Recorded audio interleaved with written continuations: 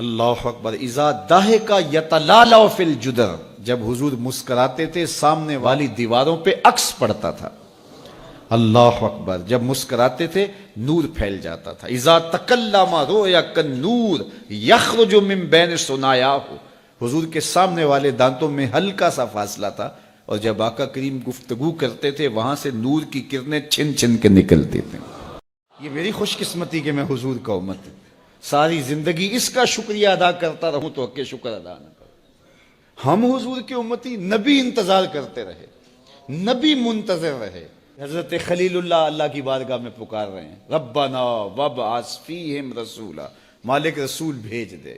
کوئی کہتا ہے لیسا بفظ ولا بغلظ، وہ ترشرو نہیں ہوگا، سخت مزاج نہیں ہوگا، ماتھے پہ شکنے لانے والا نہیں ہوگا، وہ پیار بانٹنے والا ہوگا. بس وہ آیا جا رہا ہے.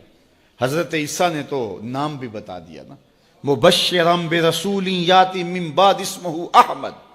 لوگوں میں جا رہا ہوں، چلو نام بھی بتا دیتا ہوں، میرے بعد جو آنے والا اس کا نام احمد ہوگا. نبی انتظار کرتے رہے. 12 نبیوں نے انتظار کیا حضور کی امت میں ہونے کے لیے، تمنا کی. نستورہ راہب انتظار کرتا رہا، بحیرہ راہب انتظار کرتا رہا. شب ہجر کی سختیاں کوئی اس سے جا کے پوچھے، تیری راہ تکتے تکتے جسے صبح ہو گئی. زندگیاں گزار دی انہوں نے. سلمان فارسی کی کہانی سن لو. مجوسی کے بیٹے تھے، حق کی طلب میں نکلے، باپ نے گھر سے نکال دیا. ایک پادری کے پاس جا کے رکے، زندگی بھر اس کی نوکری کی. جب اس کا آخری وقت آیا، اس نے کہا میری تدفین کے بعد غموریہ چلے جانا، وہاں کا پادری خدا رسیدہ ہے، تجھے اس سے کچھ مل جائے گا. کہتے میں وہاں سے غموریہ آ گیا. پھر اس پادری کی ساری زندگی خدمت کی. جب وہ مرنے لگا تو اس نے کہا کوئی ایسا شخص نہیں ہے جس کے پاس اب میں تجھے بھیجوں، لیکن نبی آخر الزمان کے ظہور کے لمحے آ گئے ہیں. تو یہاں سے یثرب چلا جا، وہ اس نبی کی ہجرت گاہ ہوگی.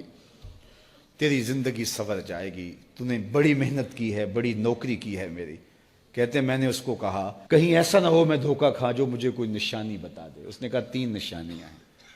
ایک صدقہ نہیں لے گا، دوسرا ہدیہ رد نہیں کرے گا، تیسرا 2 کندھوں کے درمیان مہر نبوت ہو. کہتے ہیں میں نے اس کی تدفین کی. یثرب کی جانب جاتے ہوئے ایک قافلے میں شامل ہو گیا. انہوں نے مجھے پکڑ کے اپنا غلام بنا لیا، لیکن میرے پہ مہربانی یہ کی کہ مجھے بیچا جا کے مدینے میں. ایک یہودی نے مجھے خرید لیا. میں اس کے باغ میں گوڈی کرتا تھا، کام کرتا تھا، کھجوریں توڑتا تھا، لیکن میں انتظار میں تھا کہ کبھی وہ نبی آخر الزمان آئے تو مجھے دید ہو. کبھی عرش پر، کبھی فرش پر، کبھی ان کے در، کبھی در بدر. غم عاشقی تیرا شکریہ، میں کہاں کہاں سے گزر گیا.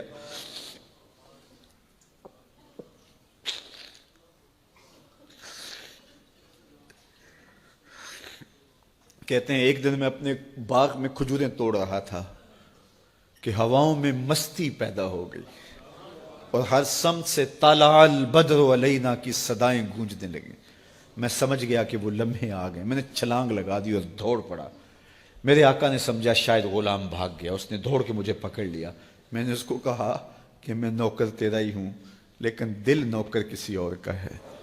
میں بھاگوں گا نہیں، مجھے جانے دے. میں کچھ کھجوریں لے گیا تھا صدقے کی نیت سے، جا کے حضور کو پیش کی. آقا کریم نے فرمایا ہم نبی صدقہ نہیں لیتے.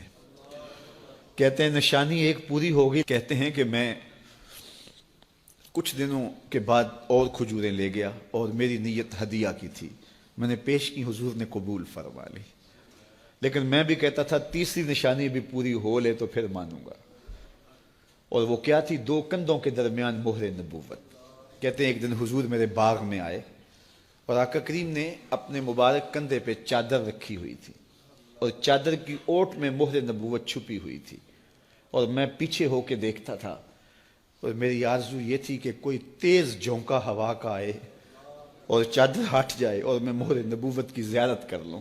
حضور میرے ارادہ قلب سے آگاہ ہوئے. فَأَلْقَى إِلَيَّ رِدَاءَهُ، حضور نے چادر اتار کے میری جانب پھینکی، اور پھر ایسے رخ کر کے فرمایا انظر الی ما امرت بہ. اس پادری نے جو بتایا تھا دیکھ لے آ کے. تو کہا میں نے دیکھا کہ حضور کے دو کے درمیان.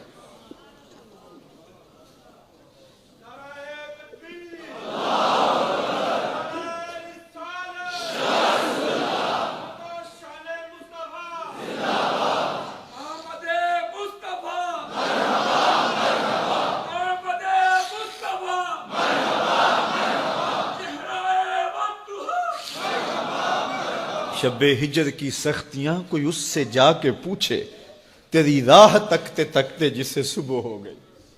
ہم نے تو کوئی انتظار نہیں کیا نا، ہم نے تو کوئی دکھ نہیں سہا، ہم سوئے تھے مقدر جاگ اٹھے۔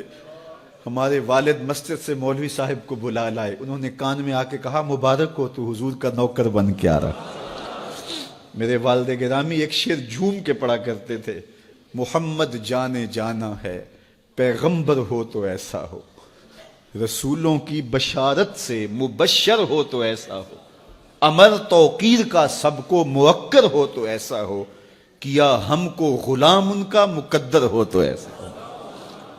میں اپنے مقدر پہ قربان نہ جاؤں، آپ اپنے مقدر پہ نثار نہ جائیں، ہمیں وہ نبی ملا جو نبیوں کا نبی۔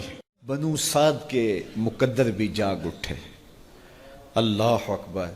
کیا وہ خوش نصیب وادیاں تھیں، کیا وہ خوش بخت پہاڑ تھے بنو سعد کے، جہاں حضور نے زندگی کے ابتدائی سال گزارے۔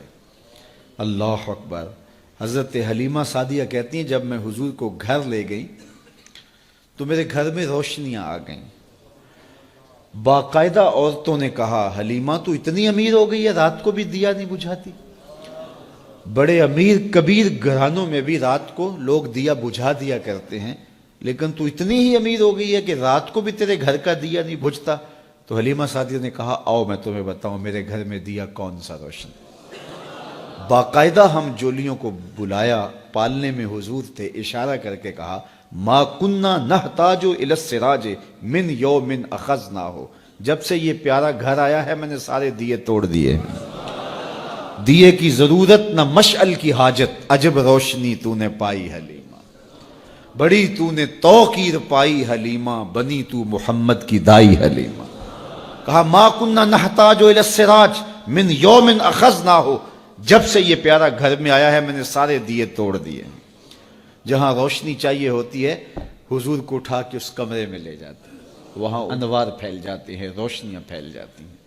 کیسے اجالے پھیلے، کیسی روشنیاں پھیلیں۔